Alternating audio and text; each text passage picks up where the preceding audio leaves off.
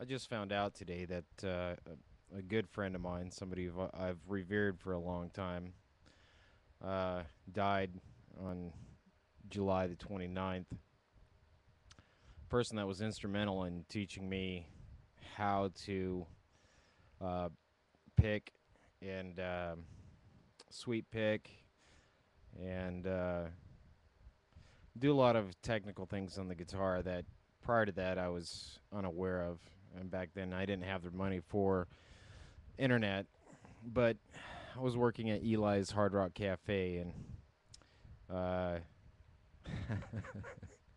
Joe, he must have pegged me for some guy that he could get some help from. He must have had some pretty good profiling skills. But anyhow, um, he'd come in with Robin, the show girl that he was with at the time, and they were in there partying. They'd just come up from Portland, and a little while after I met him, maybe he'd been coming into the club for a little while, maybe a week or two. I don't know. It's so long ago. But he was complaining that he and his old lady had kind of gone on the rocks, and he didn't have a place to stay. So and he was having a hard time finding a job. So I helped him get a job at Eli's as a cook, and tried to um, tried to get him involved with the music scene there because while he was working there, I let him stay with me in the Jack London Hotel. I think it was about a week, maybe 2 weeks of him staying there.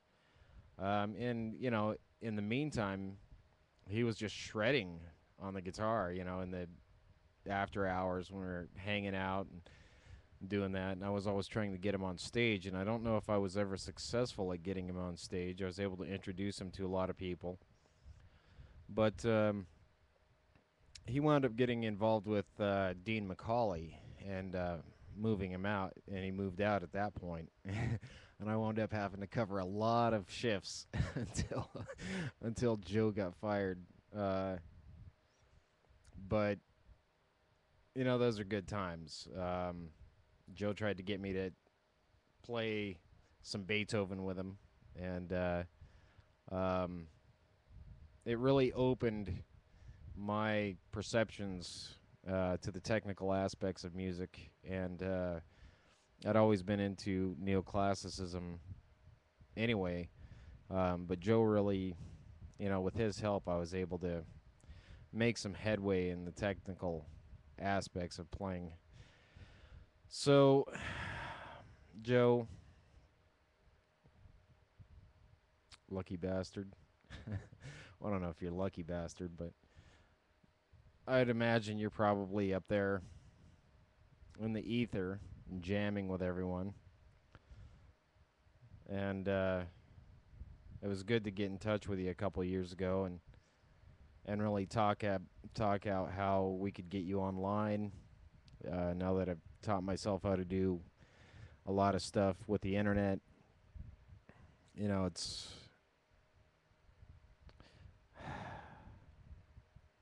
you're missed, bro. You made an impact. From what I gather, after we were crashing out in the Jack London Hotel, which, as anyone in Portland knows, is just back in those days, it was a dive. Needle users, whores, you know, every sort of derelict, and then some young kids trying to make it go in there. Back in those days, I used to eat peanut butter and jelly sandwiches a lot because it's all I could afford.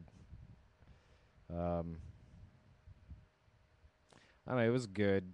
It was good to have that influence, and I think my life would be a lot. I don't know, a lot less than if I hadn't.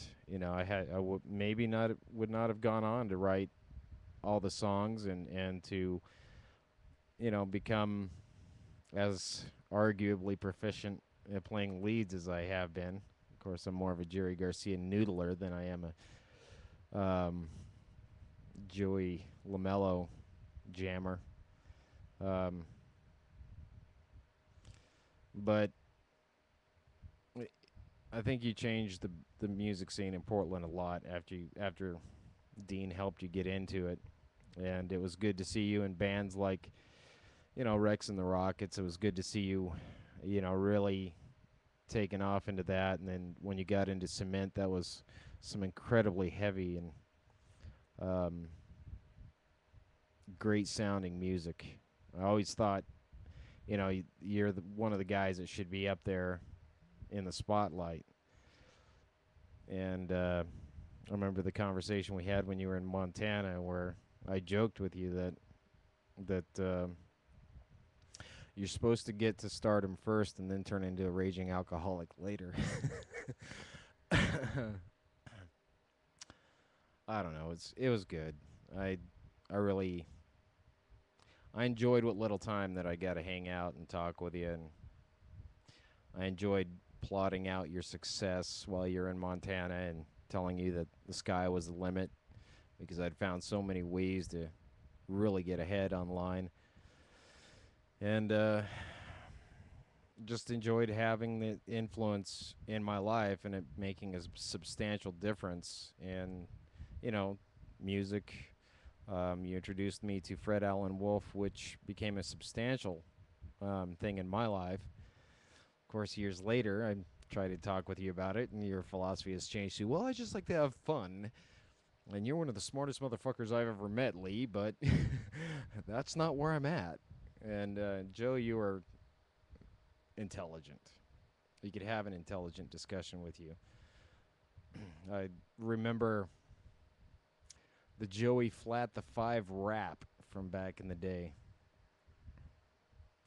Even the flaky memories, Joe. Just it's good to know you, brother. And say hello to all the esteemed musicians that you're going to be chilling out with up there. Hopefully you get a jam with my grandfather and my great grandfather. And you made a difference. You know, everybody's got to take the good with the bad. So all the drunken craziness, it was what it was. Everybody's got their flaw, and that can be set aside. But when the things were good, when everything was jiving, dude, you're one hell of a guy to hang out with. You're missed, brother. Peace and love. Oh, and if you see my dog up there, tell him he was the most awesome pet a guy could ever have. His name's Amos. He's a black lab mix. Peace out, bro.